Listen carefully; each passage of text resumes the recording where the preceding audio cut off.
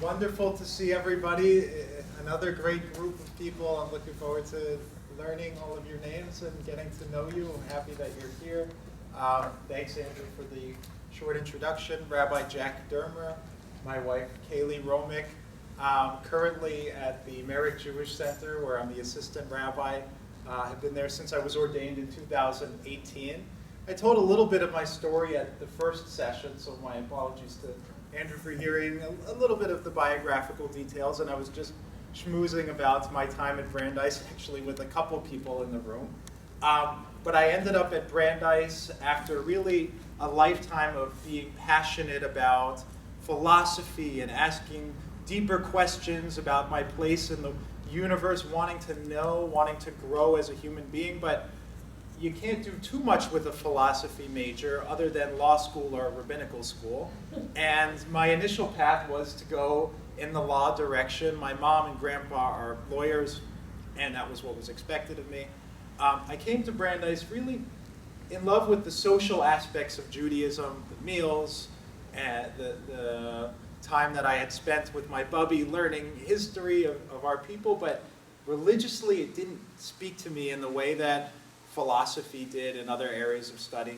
And it wasn't until my third year at Brandeis, I had one of the great blessings of my life and a privilege. I learned in a class with the biographer of Rabbi Abraham Joshua Heschel. The people in this room heard that name. He's one of the great, if not the great, of the conservative rabbis of the last generation. This was a man who really had spent some time sitting with Heschel in his study, learning from him. And those who don't know Heschel was not only a brilliant mind, but a social justice activist in every way. He marched with King. And when I started to read Heschel and study his works, it became just abundantly clear there's more to Judaism than I realized. There's more here than just a Seder meal and coming to shul once in a while. I hadn't really done too much Jewishly since my bar mitzvah, though I did end up at Brandeis. And after I had that moment of awakening, which it really was like a light switch that started to go off, I began learning with an Orthodox rabbi. There's no shortage of them at Brandeis. They're all over. They're waiting. They can't wait to learn with students and get people excited about Torah. And that's what I did. And by my last year at Brandeis, I began taking Hebrew again, studying Torah little by little. And this rabbi had arranged for me to go to a Orthodox, leaning on ultra-Orthodox yeshiva in Israel called Mechon Shlomo. And it became very, very clear that I wanted to go to Israel to learn. I wanted to deepen my passion for Judaism. But I had this moment of crisis where I said, I want to get into Torah, into my Yiddishkeit deeply, but I don't think that's the way. I don't think that's the way. I feel too strongly that my female friends should have a voice in the Jewish conversation and count for a minyan. I feel too strongly that my LGBTQ friends should have a voice in the conversation, should be allowed to be rabbis. And after a lot of soul searching, I ended up at the conservative movement's yeshiva in Jerusalem after I graduated. Before that, a year at Camp Ramah. Really doing wonderful work and leading the Jewish community for the first time in my life that summer. While I was in Israel, I fell in love with Torah. I studied. I made up for lost time. I studied so much that I was able to apply for rabbinical school at the end of that year and caught up with my friends who had been in day schools and really had done a lot more learning than me. And my time at JTS, 5 years at the seminary, are among the best years of my life. A lot of programs I was involved with, a lot of learning. I'm happy to share some of those stories. But as my time at JTS came to a close along the way, I really, toward the end of my time at JTS, fell in love with a rabbinical student and future rabbi, and was ordained. And my first stop out of school was Merrick, Long Island. And here I am.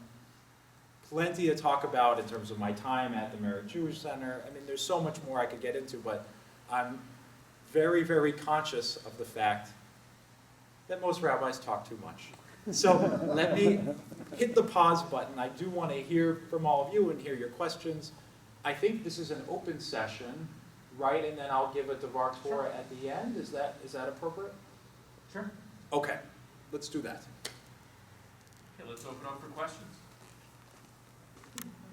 Scott. So, having said all that, can you tell us a little bit about your experience in Merrick? There's a lot of changes, in the Merrick conservative community over the last couple of years. So, what are your observations about conservative Judaism in Merrick, and your thoughts about the community here in Jericho? Okay, great. Important question.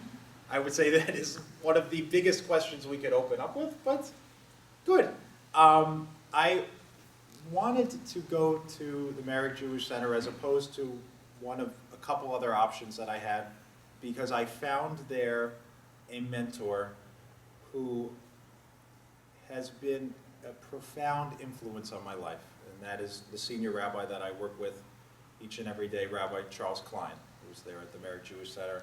And I'll just open up by saying I consider him to be my rabbi in a lot of ways, and I've learned a tremendous amount from watching him work and watching the way that he responds to the needs of the congregation. I have a lot of colleagues, a lot of friends who ended up immediately out of rabbinical school going into a solo pulpit and just trying to figure things out on their own. And while they've had success, the value of having had a strong mentor for me just means the world, because there is so much in rabbinical school, like any other professional school, that you think about in the abstract all day long, but we all know that until you're there in the moment with a family that's grieving, by the bedside at a hospital, at a bar bat mitzvah, at a simcha, there's a lot that needs to be learned, and I'm grateful to have had a mentor who's really opened up my world rabbinically in that way. Some of the challenges that we've faced in Merrick are some of the challenges that are spoken about really in Jewish communities across the country and across the world. The idea that many of the leaders in synagogue life have been leaders for a long time, and that's great, and they do great work, but it's not always easy to help to show new and emerging leaders why serving a synagogue is meaningful. And so a big part of our work at Merrick and my mission as a rabbi is, to help to cultivate that next generation of leadership, to show people why devoting some time, even after a long and difficult workday, to the synagogue is actually something that's very enriching. I know there are quite a few in the room who have come to see that in life in different ways, and showing that to people is really important. Another big hurdle that we work to jump over constantly is the hurdle around scheduling, and parents scheduling in particular. Younger families are busier and busier with each and every passing year. The schedules that third graders have is insane. When you account for baseball, dance, swimming, tutoring. And so how do we show families that Judaism is not something that needs to get dropped lower and lower on that list with each passing year when they are pressed for time, and when there is a choice to make on a Saturday morning or a Sunday afternoon or a Wednesday evening around what enriches your children. And so a big part of the work for me is, and I mentioned this in the first session, really taking the opposite approach from what communities usually take. Usually the line is, we want to bring new families in, we want to get families who are already in more excited. Let's come up with the best program ever, send them an email, and hopefully they'll come. That approach, in my experience, has not worked too well. Works to some extent. But what has worked, and what at the end of the day is much more meaningful, I found, is to call families, and you would think it sounds obvious, but we don't always do it, and say, what are some of the times that work for you? What are some of the things that excite you Jewishly? What would you like to learn about? What kind of event would be meaningful not just for your kids, but for you as well. And parents have social needs that can be met Jewishly as well. And when you start from that person-centered approach, and what the Torah says, that God met Hagar and Ishmael ba'asher hem sham, where they were. And when you start with that person-centered approach, the programs and the engagement really come much more organically, much more naturally.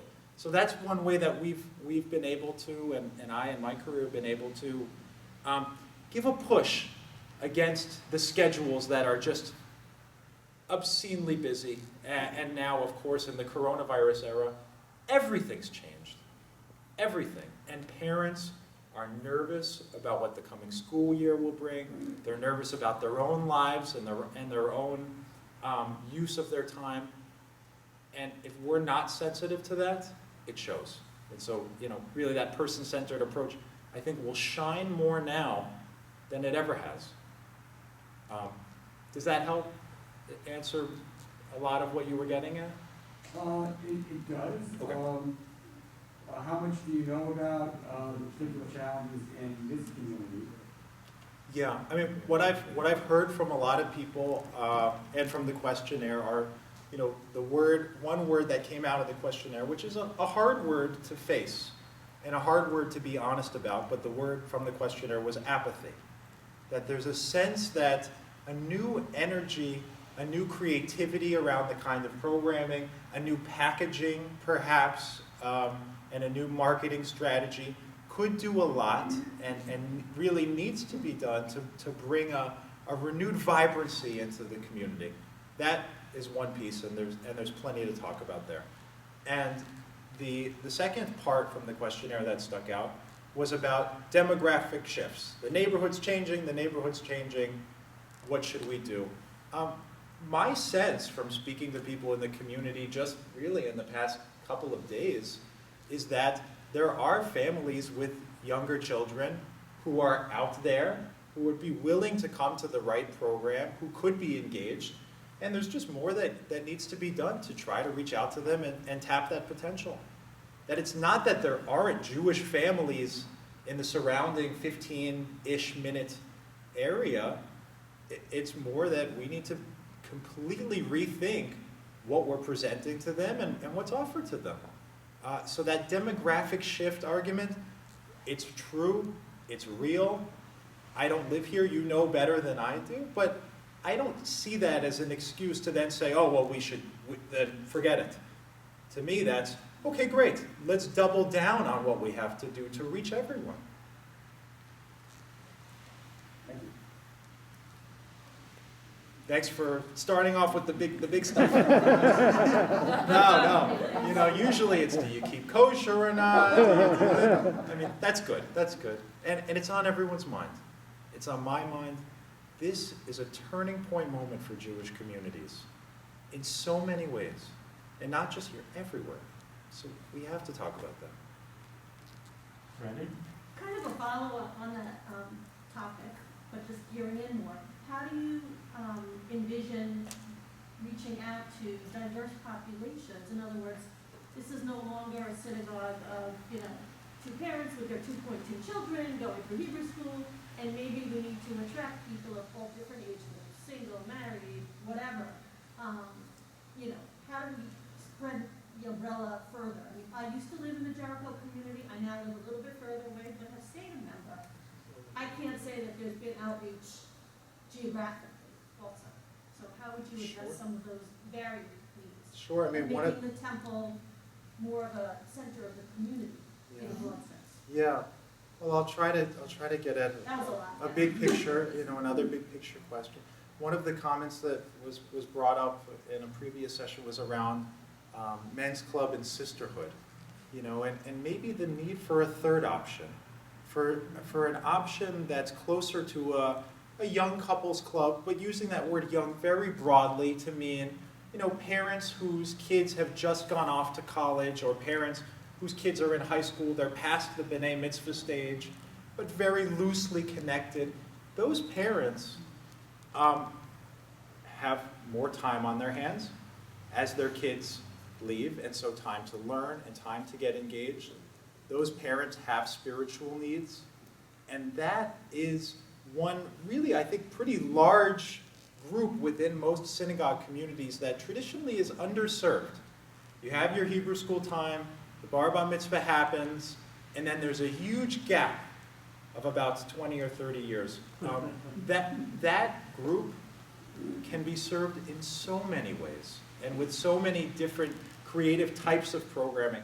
I know for a fact many people are sitting home watching shows like Fauda and Shtisel and all the incredible Israeli and Jewish programming that's been coming on Netflix since coronavirus. You know, maybe there's a way to engage those parents in discussion around those things that they're already interested in and care about. Maybe it's a Zoom cocktail hour if we can't be in person. Something social, something to connect with other parents when, now that the kids are out of the house, there's time, and there's a desire to connect. So that's one group.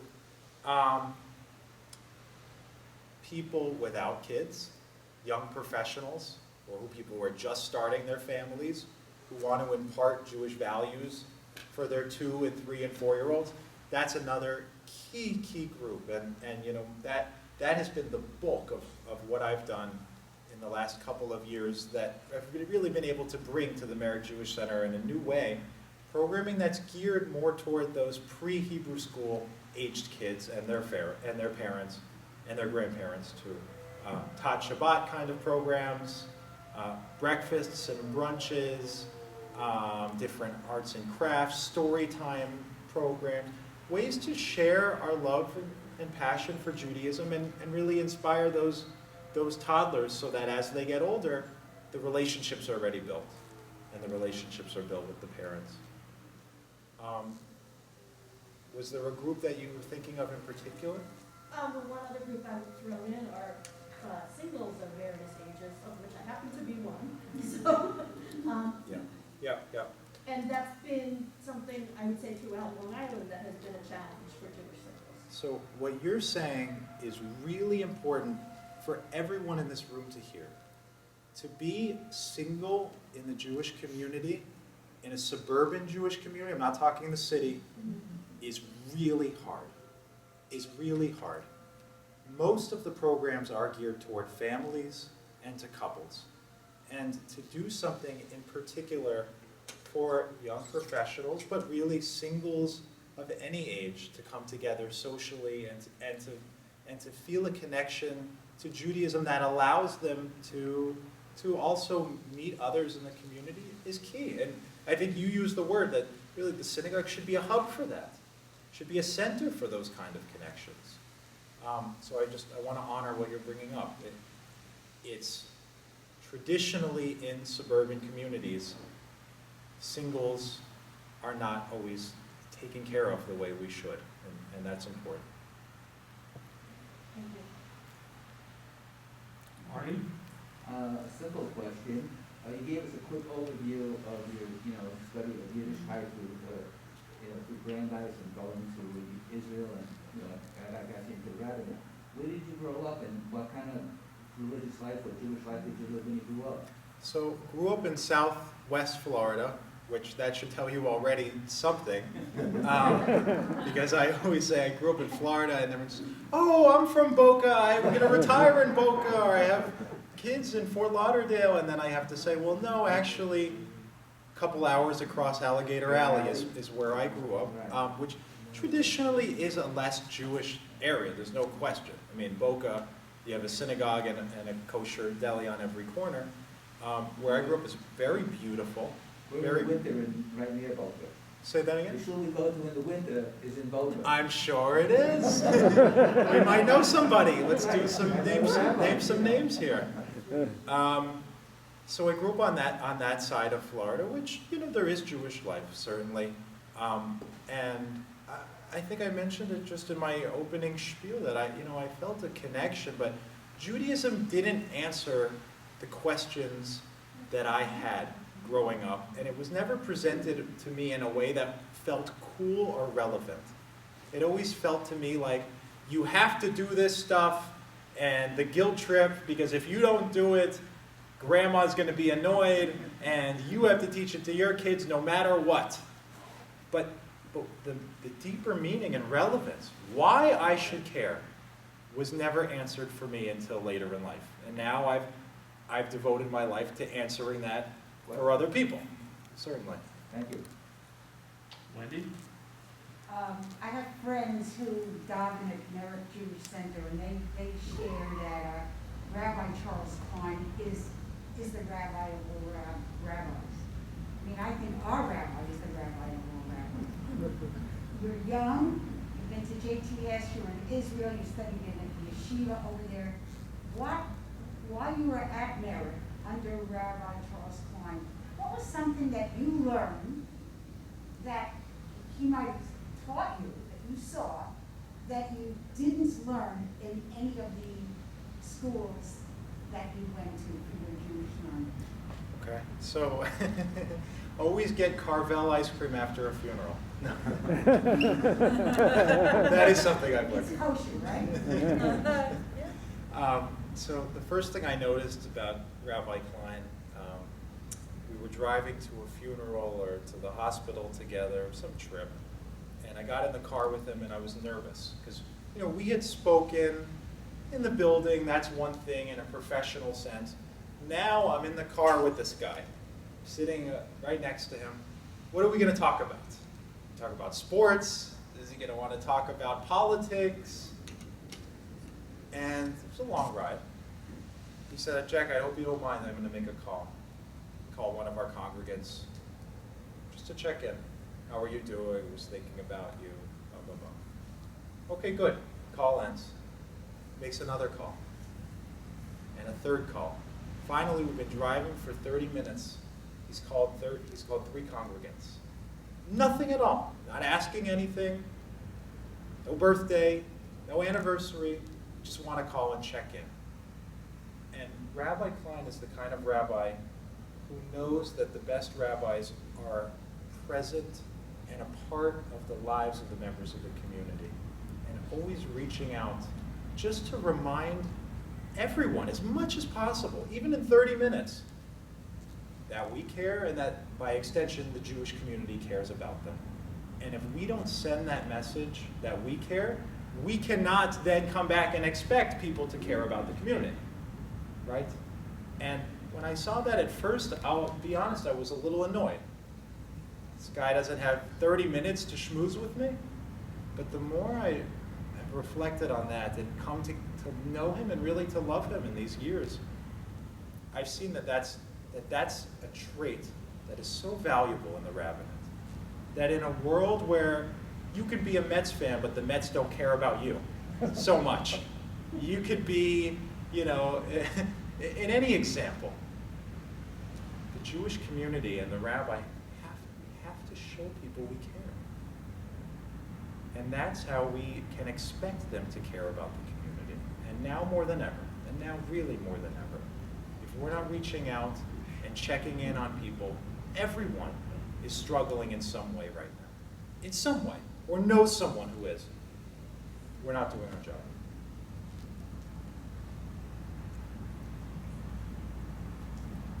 So, outside of your rabbinate duties, to connect with the congregation, what sports do you like? The title of my first High Holiday sermon, which went well, and I'll tell you that before I tell you what the title was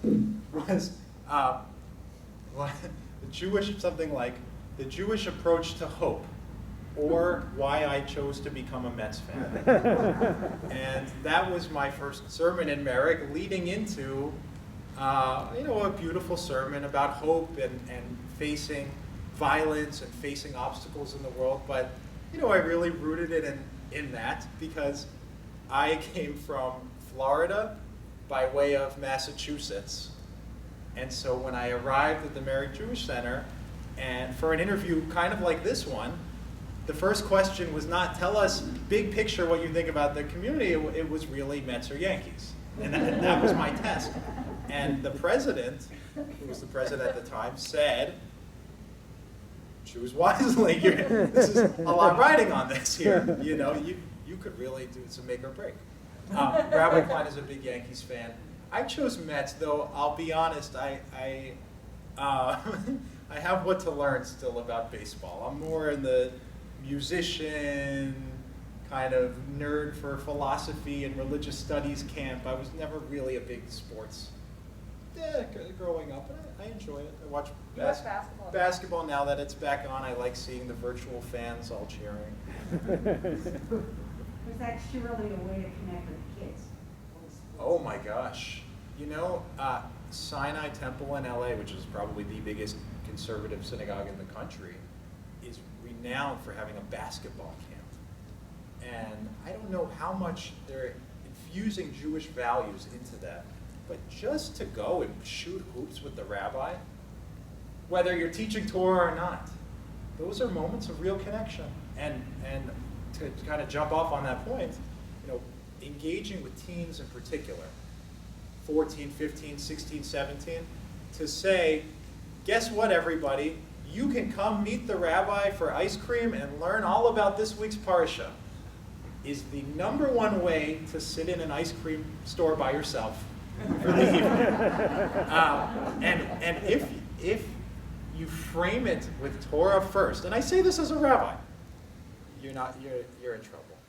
But if you frame it much more in the social, whether it's jumping off what BBYO is doing, we were talking about what USY could be like, it's a much more natural place when you're in the middle of that social experience to then say to the kids, you know, by the way, there is something Jewish here. And you sneak it in. You sneak it in. Am I picking, Andrew, or you? Go ahead. Please, and your name, and your names. Neil Duber. Hi, Neil. One of the questions I'm sure you get is going to be based on your age and the best way to connect with the congregation where most of the activity, at least for this last several years, has been with the age group that's 60, 70, and 80. And, you know, dealing with a spiritual leader who's younger than my children represents just a different type of an issue in that regard. Yeah. I'm assuming you dealt with the same thing in Merritt. What, you know, would be a good way just to make everybody feel more comfortable that you can be my spiritual leader even though you're younger than 2 of my 3 kids. Rabbi, you've been married for 5 months. Yeah. What in the world are you going to tell me about marriage after being 5 months? Well, it could be a great 5 months, so. The next sentence, anyway, at least I'll say it. It's been a great 5 months. There you go. You know, there's no way to start a marriage than in quarantine and a global pandemic. Really, you learn to love your partner. No, it's an important question. It's a huge question. To be a rabbi does not mean that you have all the answers.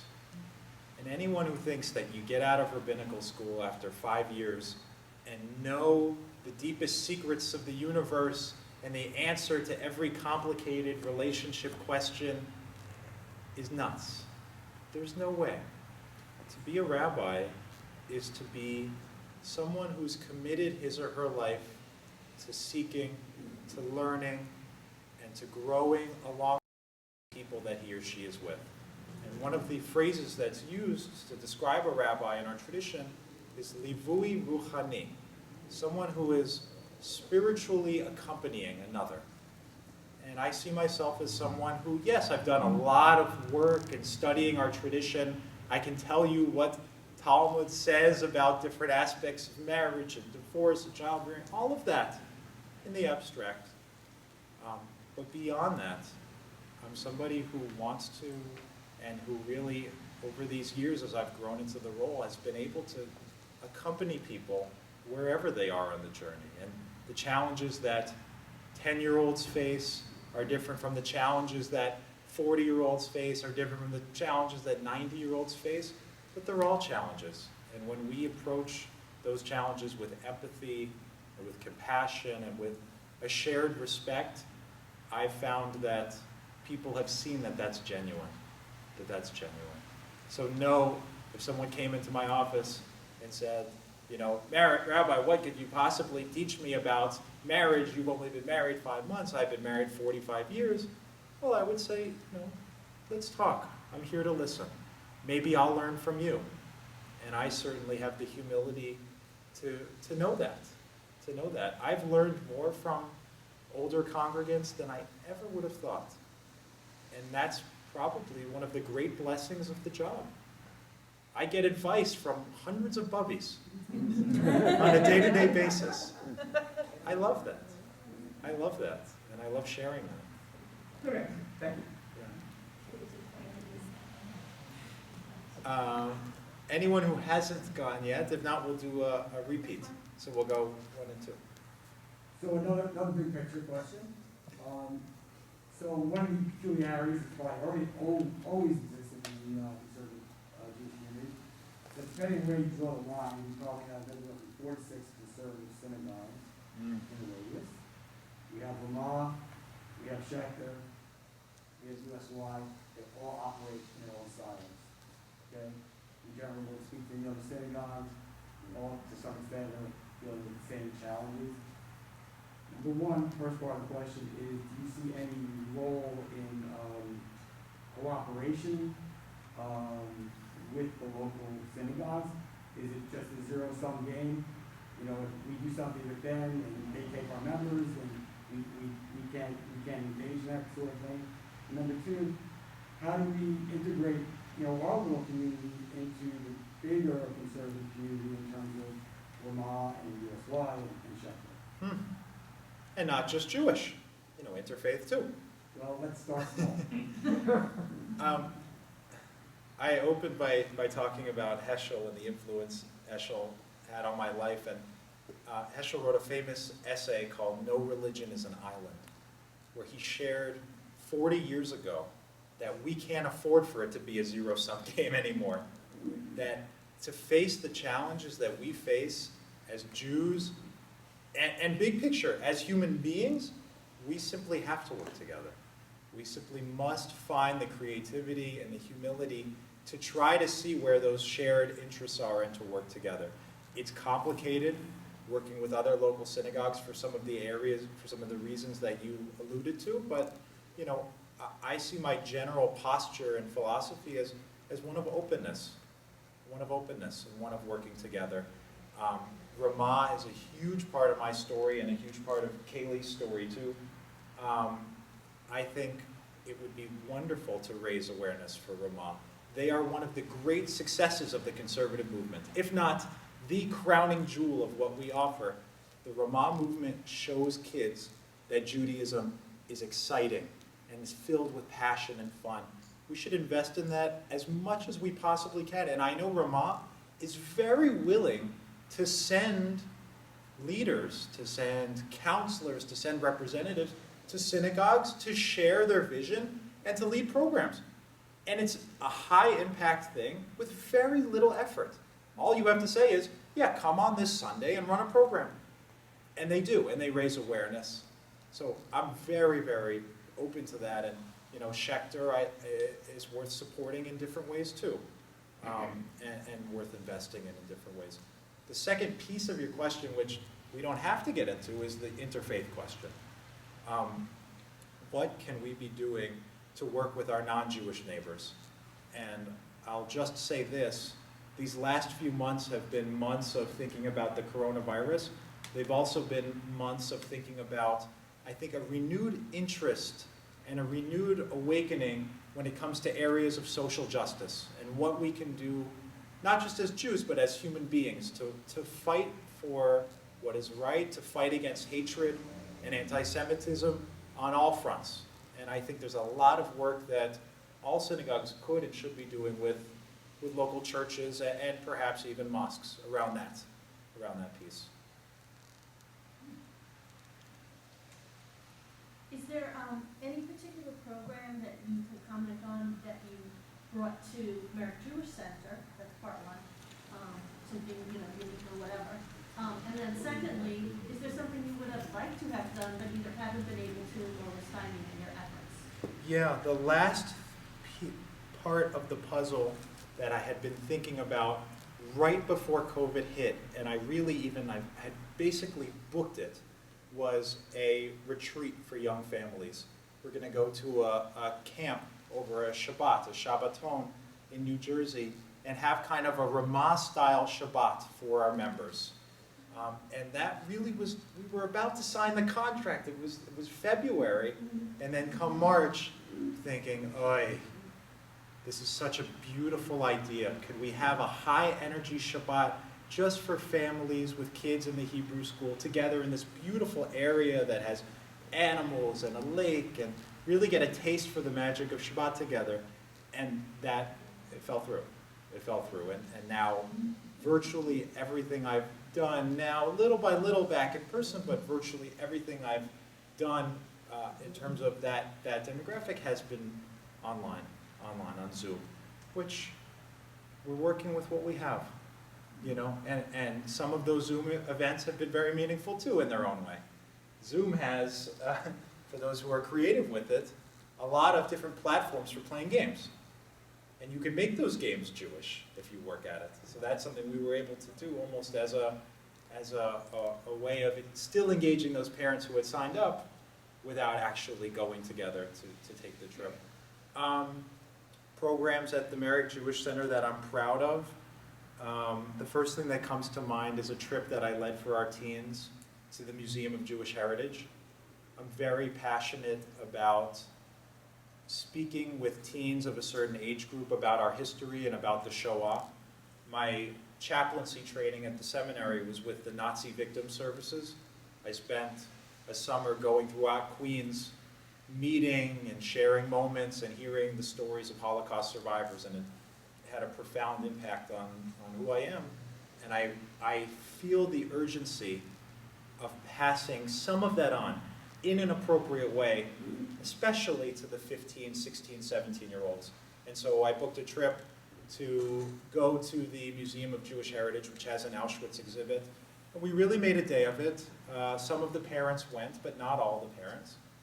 And on that trip, we had a very age-appropriate tour guide share with us some of those painful parts of our history, and I was able to moderate a really impactful but challenging discussion for those teens. That's something that, God willing, next year I'll be able to repeat and have that be a part of our larger post-B'nai Mitzvah strategy. And my feeling is that if we're not doing that work of really sharing our history, we're in trouble. We're in trouble because we know what those teens are going to grow up and face, unfortunately, on some college campuses and beyond, an anti-Semitism that hasn't gone anywhere. That simply has not gone anywhere. And so I'm very, very passionate about that. Thank you. Can I ask you to present the Devar Torah? Sure. Welcome to those who are joining. So Shavua Tov, everybody. Should I act like I'm on the bima? This is a different feel, but that's okay. But that's okay. A Shavua Tov, we're in a new week, and so with every new week we have a new parasha. This week's parasha is called Shoftim. Shoftim. It's a Torah portion that deals with the laws relating to the appointment of judges and the appointment of a Jewish king. And that's important, because at a time when there were kings, to be a Jewish king meant something else. There are a lot of laws that go into the requirements for a Jewish king in particular. And one, in the verse I have written here, it says in the Torah that for a Jewish king, what do? Katav lo et mishneh haTorah hazot. Write for him a copy of the Torah. And Rashi, the famous commentator on that verse, says, we're not just writing a copy that the king can take and then put in his in the back of his room and forget about. No, Rashi says this king was actually required to carry the Torah with him, close to his heart, wherever he went, all of his days. Why? You might guess, but the Torah gives us an explicit reason. Bilti rum lavavo, lest his heart come to be filled with pride, lest his heart become haughty. That to think, well, I'm the king, I've achieved this position of incredible authority and prestige, therefore I'm the be-all, end-all. I'm the final say. There's no room left for me to grow or to learn or to develop as a person. No. Write for him a Torah and have him carry it with him all his days to always see and feel the Torah close to him. And that humility that's really captured in that beautiful image from our parashah is so much a part of what we believe and what we try to achieve as Jews. To always know that whatever we've achieved in life, whatever our station, whatever our resume says, there is more growth to be done. We are on a path of moving closer toward God, but we never get to the end of that path. That humility is so much a part of our Torah in the biggest way possible. Remember, everybody, Moshe Rabbeinu, Moses, the greatest leader. If there's anyone in Judaism who you could say, this guy's achieved a lot, it's Moses. What is the one adjective, the one description that the Torah gives of who Moses was? Anav me'od. Exceedingly humble. Exceedingly humble. It's the only thing we say about Moses. We never say, oh, he had learned this and that. Oh, he was close to it. No. Because part of Moses' greatness, probably the biggest part of Moses' greatness, was his awareness of his limitations, his humility, and therefore his ability to constantly strive and constantly grow. Why do I open with these two examples, talking about humility? Open because it is a new week, and this is not just any week. This week is a turning point in the Jewish calendar year. Anybody know what's coming up later this week? Rosh Chodesh Elul. We were able to bless the coming month of Elul this past Shabbat, and now this week we're entering into this month that asks us to examine our lives with honesty and humility and find all the ways in which we still have to grow and still can grow. That is this month. And beginning on Thursday morning, Jews across the world will be sounding the shofar. Some will be sounding it over Zoom this year. Some will be doing it in the parking lot. We're going to apologize to our neighbors in advance for that. But this is a month. If there's ever been a time when we need to focus inward, I think Elul this year more than any other. Because so many of us have been looking at the news and looking out at a world that needs to change. God knows we want the world out there to change in so many ways. There's so much that needs help out there. Elul asks us, channel some of that energy inward. Look at your own life, if only for this month, if only for these coming days, and find the ways in which you can change in your own heart so that we can then make progress in the world. And know, like the king in the example I gave, and like Moshe, that there's not a single mitzvah that's beneath any one of us. This world is filled with opportunities for mitzvot. Know that there's not a single mitzvah that's beneath any one of us. The story that I think about often this time of year, the story of Rav Gifter. If anyone's heard the Rav Gifter story over the years in a high holiday address, good, you should hear it again. It's a beautiful story. The story goes like this. On this theme of humility and striving and knowing that we have to constantly strive in mitzvah. The story goes like this. Rav Gifter was the head of a great yeshiva, one of the most accomplished rabbis of the time. A couple comes before Rav Gifter because they've had an argument. The wife wants the husband to take the trash out. Husband doesn't want to do it. Okay. Come before Rav Gifter. Husband says to the rabbi, Rabbi, you're a man of learning. Is there anything explicit in Jewish law? Anything that says, I simply have to take the trash out, that you can think of? Rav Gifter thinks for a minute, strokes the beard, and he says, no, there's nothing I can point to that says in those words explicitly, you must go and take out the trash. Next morning, Husband hears a knock on the door. Who is it? It's Rav Gifter. He's excited. The rabbis come to learn with me. The rabbis come to spend some time together studying and growing as Jews in this holy time of year. Rav Gifter says, no. No, don't get the wrong idea. I didn't come for anything as lofty as that. I've simply come to take out your trash. And then he says, because you might think that mitzvah is beneath you, but no mitzvah is beneath me. And if there's a message that Elul presents to all of us, it is that message that we learn in the Torah this week, that a king, the loftiest among us, should hold the Torah close. That Moses, the greatest of our leaders, can be exceedingly humble. That a great Rosh Yeshiva can take out the trash. It's that message that we are called upon to dig deep and see all the ways in our own hearts in which we still have learning to do and still have growing to do. And to know with all the mitzvot that our world presents us with, we should jump on them. We should jump on those opportunities in advance of the high holidays to get ourselves in that spirit. And we'll hear the shofar on Thursday. Whether you hear that shofar in person or whether you just hear it in your heart, I pray that its sound will awaken all of us in this room to that message, the message of growth, of bringing goodness and blessing into our world.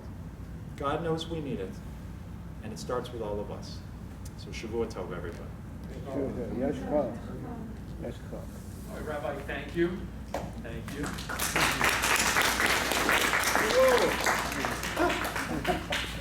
We'll take a short break. Yeah, thank you.